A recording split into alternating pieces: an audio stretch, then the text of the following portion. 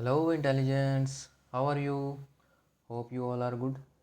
This is Akshay Chopra and welcome to my YouTube channel Akshay Chopra Maths, जहाँ हम 10th class का NCERT maths discuss कर रहे हैं और उस सीरीज़ में हम अब तक चैप्टर 4 तक कर चुके हैं. Now we are doing chapter number 5 that is arithmetic progression. In short form it is called AP. ठीक है जी. चैप्टर 5 की हम एक्सरसाइज कर रहे थे 5.2. ठीक है, 5.1 हम कंप्लीट कर चुके हैं. ये हम 5.2 का क्वेश्चन नंबर फर्स्ट करने जा रहे हैं. ठीक है जी. और मैं सबको बता दूं कि जो भी हम पहले चैप्टर्स कर चुके हैं प्लस ये जो चैप्टर हो रहा है इन सब की प्लेलिस्ट, ठीक है, इन सब की प्लेलिस्ट का लिंक प्लस व्हाट्सएप ग्रुप का लिंक, बेटा ये सब कुछ डिस्क्रिप्शन बॉक्स में दे रखा है. ठीक है, ये सब कुछ डिस्क्रिप्शन बॉक्स में दे रखा है. ठीक है जी. तो व्हाट्सएप ग्रुप में भी ऐड होना और पुरानी वीडियोस भी चेक करना. Okay, now start the question. देखो फर्स्ट क्वेश्चन क्या कह रहा है. फर्स्ट क्वेश्चन इज आस्किंग कि filling the blanks in the following table. बेटा एक टेबल हमें दे रखा है, ये देखो मैं टेबल दिखाता हूँ, ये रहा. ठीक है, टेबल दे रखा है. Fill in the blanks in the following table given that a is the first term, जो कि हमें पता ही है, इसने दे भी रखा है. D is the common difference and A N is the nth term. A n का मतलब क्या है, एनथ टर्म. ठीक है जी. अब देखो ध्यान से, मैं देखो ये सारे पार्ट्स दे रखे हैं. जैसे ये फर्स्ट पार्ट है, फर्स्ट पार्ट में a is given to be 7, d is given to be 3, N is given to be 8 and we have to find a n. Similarly in second part a is given to be -18, D we have to find, N is given to be 10, AN is given to be 0. ठीक है, इसी तरह से हर part में एक एक चीज़ missing है. जहाँ डैश डैश है मतलब वहाँ मिसिंग है. यहाँ AN फाइंड करना है, सेकंड में कॉमन डिफरेंस फाइंड करना है, थर्ड में फर्स्ट टर्म फाइंड करनी है, फोर्थ में नंबर ऑफ टर्म्स फाइंड करनी है, फिफ्थ में फिर से nth term that is AN find करना है. ठीक है जी. तो बेटा जो फर्स्ट क्वेश्चन है उसका सोल्यूशन मैं यहीं कर रहा हूँ इतनी इतनी जगह पे, ताकि तुमको पता चले कि टेबल में से वैल्यूज़ कैसे चूज़ करनी है. ठीक है जी, क्योंकि फिर दूसरे पेज पे जाएंगे बार बार पेज, ठीक है ना, इधर उधर पलटना पड़ेगा. देखो सबसे पहले तो लिख ही लो. A is given to be 7 ना, D is given to be 3, N is given to be 8 and we have to find the value of A N. ठीक है जी. ए एन का बेटा हम फॉर्मूला हमें आता है, इंट्रोडक्शन में भी करा था. क्या है कि A plus N minus 1 multiply D. ठीक है जी.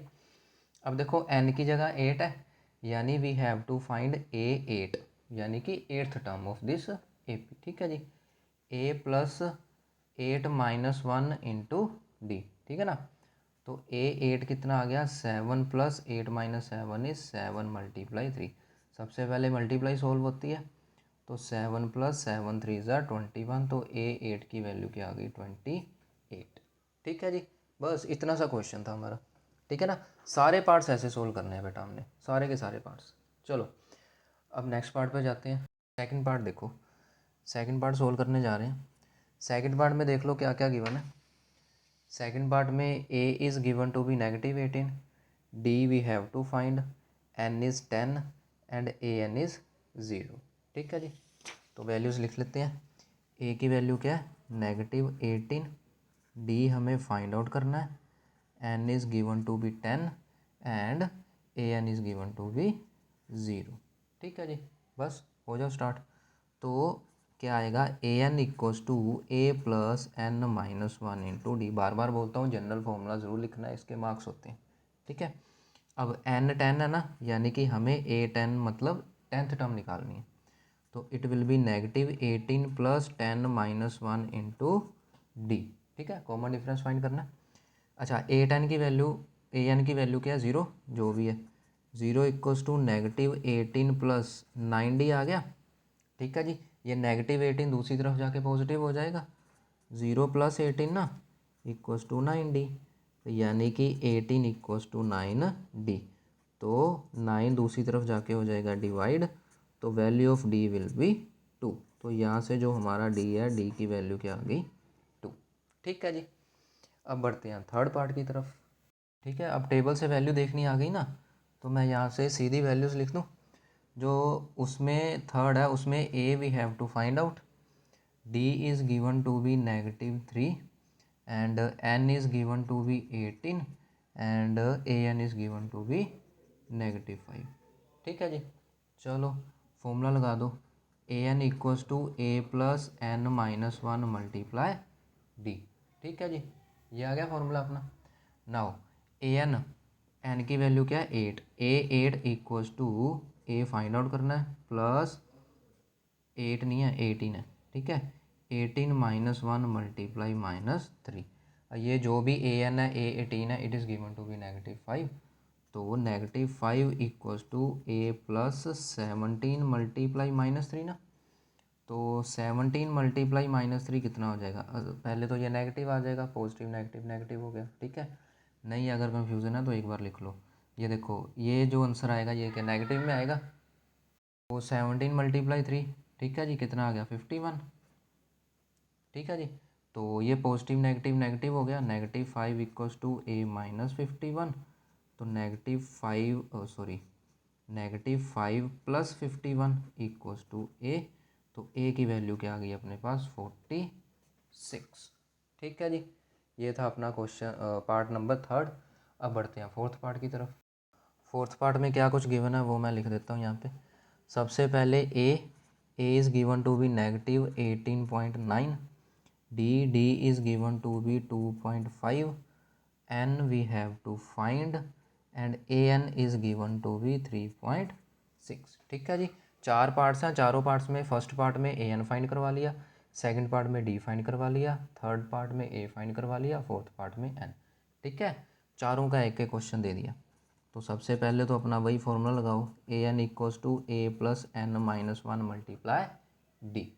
ठीक है जी, now A N is given to be 3.6, A is given to be -18.9 plus N we have to find, D is given to be 2.5।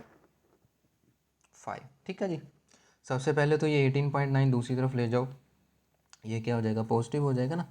3.6 plus 18.9 equals to 2.5 multiply n minus one. Multiply है ना बेटा, पहले लिख दो बाद में लिख दो, फर्क थोड़ी पड़ता है। ठीक है जी, अब इनको कर दो प्लस, इनको प्लस कर देंगे तो ये क्या बन जाएगा 15, 1 carry 22.5 equals to 2.5 into n minus one. देखो ये 2.5 को नीचे डिवाइड कर दो।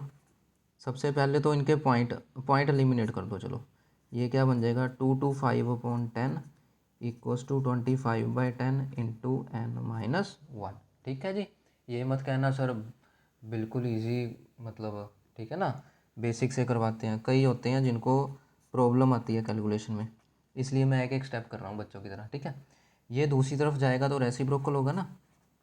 ठीक है, equals to n minus one, तो 10 कैंसिल आउट। ठीक है, 5 के टेबल पे कटिंग कर दो, ये 5 आ जाएगा। इसको 5 पे कटिंग करेंगे तो 5 4 ज़ा 20 एंड 5 4 ज़ा 20 एंड 25 आ गया ना, 5 5 ज़ा 25, फिर ये आ जाएगा 9। ठीक है जी, तो 9 equals to n minus one हो गया। -1 दूसरी तरफ जाके क्या बन जाएगा +1। ठीक है जी, तो एन की वैल्यू क्या आ गई 9 + 1 इक्वल्स टू 10। ठीक है जी, अब बढ़ते हैं अपने लास्ट पार्ट की तरफ। तो फिफ्थ पार्ट में क्या है? फिफ्थ पार्ट में a is given to be 3.5, d is given to be 0 and N is given to be 105 and we have to find a N. ठीक है जी, चलो सबसे पहले फॉर्मूला लिखना मस्ट है। A N equals to A plus N minus one into D. A N we have to find, A is 3.5 plus N is 105 minus one into D is 0। अब देखो यहाँ पे 104 मल्टीप्लाई 0 क्या 0 ही आ जाएगा। ठीक है ना, ए एन कितना आ जाएगा 3.5 प्लस 104 मल्टीप्लाई 0, यानी कि ए एन कितना आ गया 3.5 plus 0 which is nothing but 3.5। ठीक है जी, ये ए एन आ गया। N is given to be 105 ना, इसको ये भी लिख सकते हो A105 इक्वल्स टू 3.5। ठीक है, 105th टर्म कितनी आई 3.5। चलो अब बढ़ते हैं क्वेश्चन नंबर सेकंड की तरफ। देखो सेकंड क्वेश्चन है, सेकंड क्वेश्चन का जो फर्स्ट पार्ट है वो क्या कह रहा है, 30th term of the AP. इस एपी की 30th टर्म, बेटा ए एन क्या होता है nth टर्म होता है ना। जैसे ये फॉर्मूला है, ए एन क्या होता है, एन टर्म होता है, 30th टर्म का मतलब A30। देखो सबसे पहले तो ये ए पी लिख लो, जो भी हमारी ए पी है 10 7 4। ठीक है जी। सबसे पहले क्या लिखना है, a is given to be 10, d का मतलब क्या होता है, second term minus first term which is -3। ठीक है। उसके बाद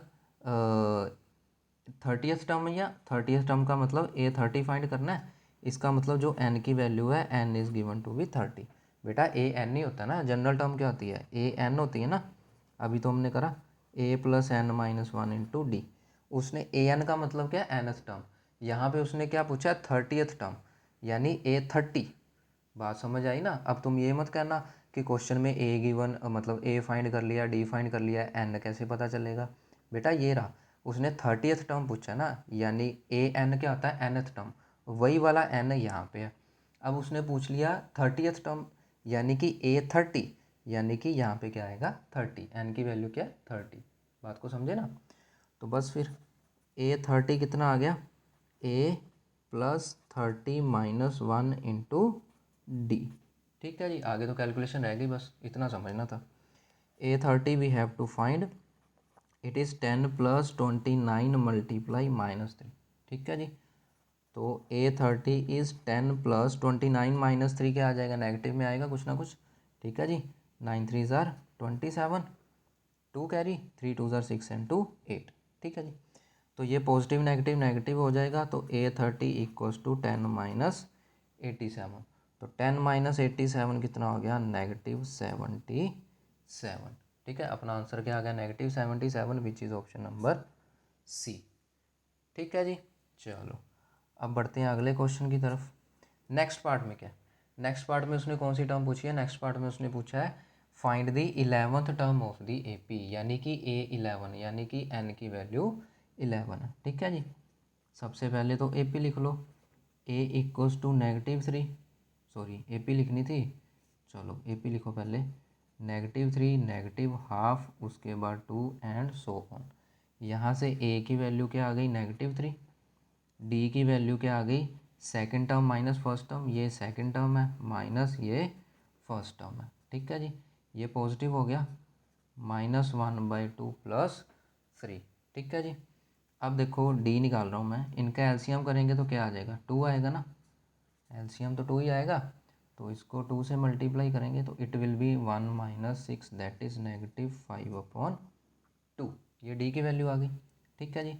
और हमें क्या है, A11 फाइंड करना है ना, यानी कि जो n है, n की वैल्यू आ गई यहाँ पे 11। ठीक है। तो सबसे पहले आपको बार बार बोलता हूँ, हमें जनरल फार्मूला लिखना है।